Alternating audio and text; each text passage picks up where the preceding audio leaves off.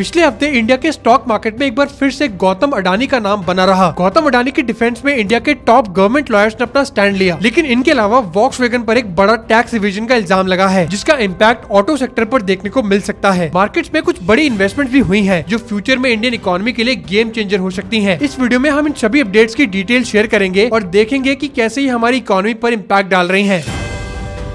गौतम अडानी के केस की बात करें तो इस पर कुछ गवर्नमेंट लॉयर्स ने अपना ओपिनियन दिया है। मुकुल रोहतागी और महेश जेठमलानी ने गौतम अडानी और सागर अडानी के खिलाफ यूएस ब्राइबरी एलिगेशंस को पूरी तरह से गलत बताया है। मीडिया को एड्रेस करते हुए उन्होंने कहा कि इन एलिगेशंस के पीछे कोई पक्का एविडेंस या स्पेसिफिक डिटेल्स नहीं है। अडानी ग्रुप ने भी गौतम अडानी, उनके नेफ्यू सागर अडानी और की एग्जीक्यूटिव विनीत जैन के खिलाफ इन ब्राइबरी चार्जेस को और करप्ट प्रैक्टिसेस एलिगेशंस को स्ट्रांगली डिनाई किया है। अडानी ग्रीन एनर्जी लिमिटेड इस केस के एलिगेशंस के सेंटर में है और इन्होंने एक स्टॉक एक्सचेंज फाइलिंग में एक बात क्लियर कर दी है। कंपनी का कहना है कि गौतम अडानी, सागर अडानी और विनीत जैन पर यूएस डिपार्टमेंट ऑफ जस्टिस के आरोप या US securities and exchange commission की सिविल कंप्लेंट में फॉरेन करप्ट प्रैक्टिसेस एक्ट का कोई वायलेशन चार्ज नहीं है। अब जहां गौतम अडानी इस मामले को खत्म करने में लगे हैं, वहीं दूसरी तरफ वॉक्सवैगन इंडिया पर 11,600 करोड़ के टैक्स इवेजन का इल्जाम लगा है। वॉक्सवैगन के इंडिया यूनिट को कस्टम्स डिपार्टमेंट ने 11,600 करोड़ के टैक्स इवेजन का नोटिस भेजा है। रिपोर्ट्स के अकॉर्डिंग वॉक्सवैगन ने अपने ऑडी, स्कोडा और VW कार्स के पार्ट्स को इंडिविजुअल पार्ट्स डिक्लेयर करके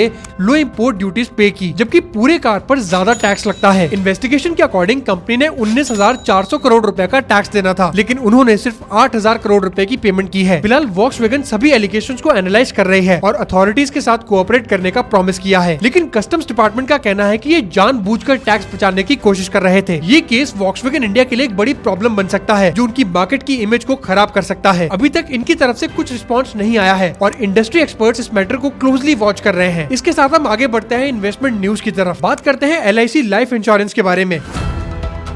LIC अब तक सिर्फ लाइफ इंश्योरेंस में आगे है, लेकिन अब ये हेल्थ इंश्योरेंस में एंट्री करने जा रहे हैं। रिपोर्ट्स के according LIC Manipal Cigna health insurance में 50% स्टेक खरीदने की प्लानिंग कर रही है। ये company Bengaluru based Manipal group और US बेस्ड सिग्ना कोऑपरेशन के जॉइंट वेंचर का हिस्सा है। अगर ये डील फाइनलाइज होती है तो मणिपाल सिग्ना की वैल्यूएशन 3,500 करोड़ से 4,000 करोड़ के बीच हो सकती है। LIC को 50% स्टेक अक्वायर करने के लिए 1,750 करोड़ रुपए से 2,000 करोड़ रुपए तक इन्वेस्ट करने होंगे। ये मूव LIC के पोर्टफोलियो को डाइवर्सिफाई करेगा और $36.36 बिलियन के हेल्थ इंश्योरेंस मार्केट का फायदा उठाने में हेल्प करेगा। हेल्थ इंश्योरेंस सेक्टर के अभी 37% शेयर जनरल इंश्योरेंस मार्केट में है और LIC इस अपॉर्चुनिटी का फायदा उठाना चाहता है। इस इन्वेस्टमेंट वाले सेगमेंट की अगली न्यूज है फॉक्सकॉन के तमिलनाडु प्रोजेक्ट की। फॉक्सकॉन ग्लोबली एप्पल के आईफोन्स बनाने के लिए जाना जाता है। तमिलनाडु में फॉक्सकॉन एक battery energy storage system facility establish करने की प्लानिंग कर रहा है। तमिलनाडु गवर्नमेंट ने फॉक्सकॉन को 200 एकड़ की जमीन ऑफर भी की है, साथ ही एक अट्रैक्टिव इंसेंटिव पैकेज भी दिया गया है। ये फॉक्सकॉन का दूसरा battery energy storage system unit होगा और पहला इनका ताइवान में है। सोर्सेज के अकॉर्डिंग ये प्लांट इलेक्ट्रिक व्हीकल्स की बैटरीज बनाने पर फोकस करेगा, जो इंडिया के EV इकोसिस्टम के लिए गेम चेंजर हो सकता है। तमिलनाडु गवर्नमेंट इस प्रोजेक्ट को अट्रैक्ट करने के लिए एक्टिवली नेगोशिएशंस कर रही है। अगर प्रोजेक्ट फाइनलाइज होता है तो ये तमिलनाडु को बैटरी मैन्युफैक्चरिंग हब बनने में मदद करेगा। फॉक्सकॉन के चेयरमैन की इंडिया विजिट के बाद अब स्पेकुलेशंस ये हैं कि ये प्रोजेक्ट इंडिया की EV रेवोल्यूशन को एक नई डायरेक्शन दे सकता है, लेकिन अभी तक फॉक्सकॉन ने फाइनल डिसीजन अनाउंस नहीं किया है। तो ये तो थी फॉक्सकॉन की बात। अब आगे बात करते हैं कोल इंडिया के एक बड़े एक्सपेंशन प्लान के बारे में।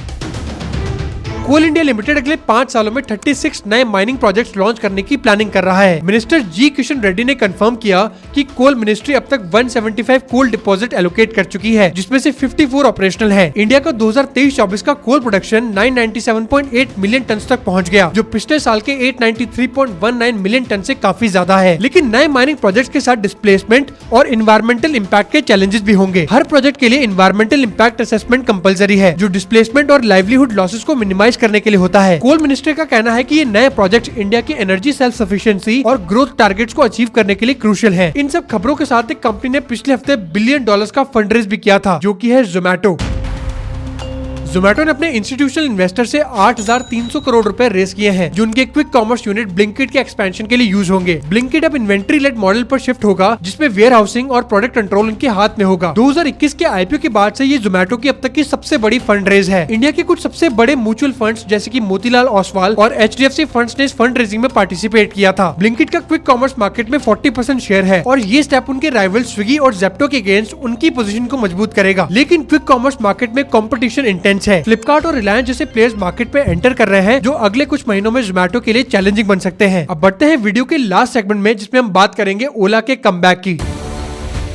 ओला इलेक्ट्रिक मोबिलिटी ने अपना नया ओला गिग स्कूटर लॉन्च किया है, जो 39,999 के अफोर्डेबल प्राइस पर डिलीवरी वर्कर्स के लिए डिजाइन किया गया है। इस लॉन्च के बाद ओला के शेयर सिर्फ 2 दिन में 29% तक बढ़ गए थे। इस पर ओला का कहना है कि उनका मिशन इलेक्ट्रिक मोबिलिटी को एक्सेसिबल और अफोर्डेबल बनाना है। इसके अलावा ओला ने अपना रिवैम्प्ड S1 स्कूटर भी लॉन्च किया, जो अर्बन कम्यूटर्स के लिए टारगेटेड है। ओला इलेक्ट्रिक खुद को एक्सपैंड करने के लिए और नए प्रोडक्ट्स लॉन्च करने वाली है। इन प्रोडक्ट्स में मोटरसाइकिल्स और 3 व्हीलर्स भी शामिल है और इन सब से इनकी ग्रोथ को और भी फायदा हो सकता है। तो ये थी पिछले हफ्ते की कुछ मेजर स्टॉक मार्केट की अपडेट्स, और ऐसी और वीडियोस देखने के लिए सब्सक्राइब टू ASM इंडिया।